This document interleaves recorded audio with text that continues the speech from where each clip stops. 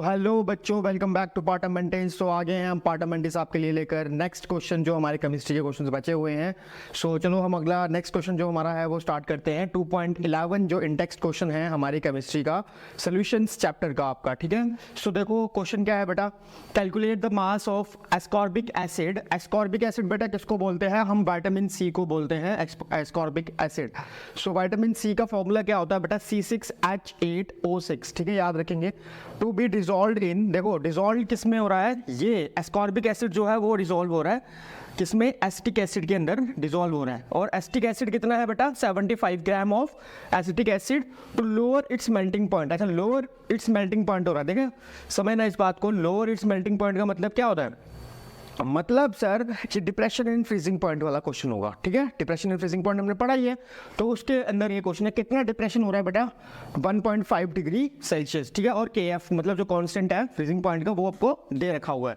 सो अगर हम इसके हिसाब से बात करें, सो डेल्टा TF आपको ऑलरेडी गिवन है बेटा 1.5 डिग्री सेल्सियस, ठीक है। KF आपको ऑलरेडी गिवन है 3.9 केल्विन केजी पर मोल, ये आपको ऑलरेडी गिवन है। और आपको क्या गिवन है बेटा? देखो विटामिन सी जो है वो डिजॉल्व है, तो मतलब आपको W1 गिवन है, W1 गिवन है 75 ग्राम, ठीक। W1 आपको गिवन है 75 ग्राम। सो W2 आपको यहाँ पर निकालना है बेटा, ठीक है। यहाँ तक आपको चीज़ें समझ आ रही होंगी, मैंने सारी की सारी गिवन वैल्यूज जो है वो सारी की सारी ले चुका हूँ। सो यहाँ पर अगर मैं बात करूँ कि सर M1 निकाल के दे दो, M1 तो हमको पता है विटामिन सी है। C6 क्या है बेटा? M1 मतलब क्या होता है? मैंने आपको 1 और 2 का मतलब बता रखा है ऑलरेडी। पिछले क्वेश्चन अगर आप हमारे साथ साथ में देख रहे हैं तो आपको 1 और 2 का मतलब पता चल जाएगा। फिर भी मैं एक बार फिर से बता देता हूँ। 2 का मतलब होता है बेटा सल्यूट एंड 1 का मतलब होता है सॉल्वेंट, ठीक है। तो मैं M1 का मतलब क्या है यहाँ पर? मोलर मास, ठीक है। मोलर मास ऑफ सॉल्वेंट की बात हो रही है, तो यहाँ पर एस्कॉर्बिक एसिड यहाँ पे हमारा सॉल्वेंट है C6H8O6। अगर हम इसका मोलर मास निकालें तो हमको क्या फॉर्मूला पता है इसका? तो कार्बन जो होता है बेटा वो 12 होता है, 12 × 6 प्लस 1 × 8 प्लस 16 × 6, ये हमको पता है। सो 176 ग्राम पर मोल इसका आंसर आ जाएगा, ये हमको पता है। 176 ग्राम पर मोल इसका आंसर है बेटा, याद रखेंगे इस चीज़ को। आगे देखो, अब हमको एक चीज़ पता चल गई। अब हमें पता है कि हमारे पास एक फॉर्मूला होता है डेल्टा TF इक्वल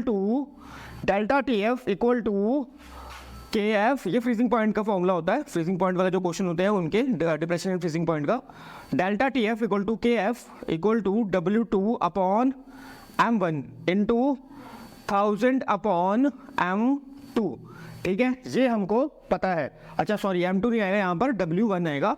तो हमको यहाँ पे पता है कि बेटा W2 हमको वैल्यू फाइंड करनी है, बाकी सारी की सारी वैल्यूज हमारे पास है गिवन। तो आप इसको अगर एक साइड कर लेंगे W2 को, तो आपको पता है क्या होगा?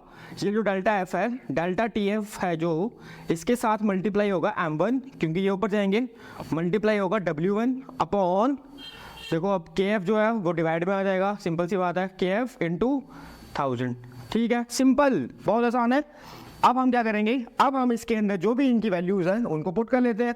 तो देखो डेल्टा TF की वैल्यू हमारे पास क्या आई थी? 1.5 इंटू M1 की वैल्यू जस्ट हमने अभी निकाली है 176, ठीक है, इंटू W1 की वैल्यू आई है बेटा हमारे पास 75 अपॉन KF की वैल्यू क्या थी? KF की वैल्यू ऑलरेडी गिवन थी 3.9 इंटू 1000, ठीक है। इनके सभी के साथ जो भी इनके यूनिट्स हैं वो आप लगाएंगे, मैं यहाँ पे यूनिट्स नहीं लगा रहा हूँ, वो साथ में कट डाउन का हो जाएंगे, काट पीट के इनका आंसर आ जाएगा। सो यहाँ पर जो भी इसका आंसर आएगा वो आप मेरे को इसका आंसर कमेंट सेक्शन में देंगे, ठीक है।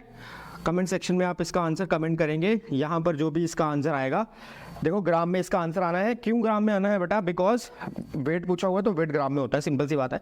तो यही इसका आंसर होगा, और यही तो हमको निकालना था, calculate the mass of ascorbic acid, ठीक है। एस्कॉर्बिक एसिड जो हमारे यहाँ पे था उसी का हमको मास निकालना था। वेट हमको दिया हुआ था, किसका वेट दिया हुआ था बेटा? एसिटिक एसिड का हमको वेट दिया हुआ था। Acetic acid is the solvent here, याद रखेंगे, acetic acid is the solvent here, ठीक है, and ascorbic acid is the solute here, ठीक। तो इसलिए मैं जो भी एस्कॉर्बिक एसिड के लिए वैल्यूज लूंगा वो M2 लूंगा, ठीक है। याद रखेंगे वो वैल्यू सारी की सारी मैं क्या लूंगा, M2 लूंगा, बिकॉज सोल्यूट में मेरे को M2 ही लिखना पड़ेगा। तो यहाँ पर ये तो M1 ले लिया मैंने, ठीक है। एस्कॉर्बिक एसिड के लिए मैं क्या लूंगा, सोल्यूट लूंगा, तो M2 लूंगा।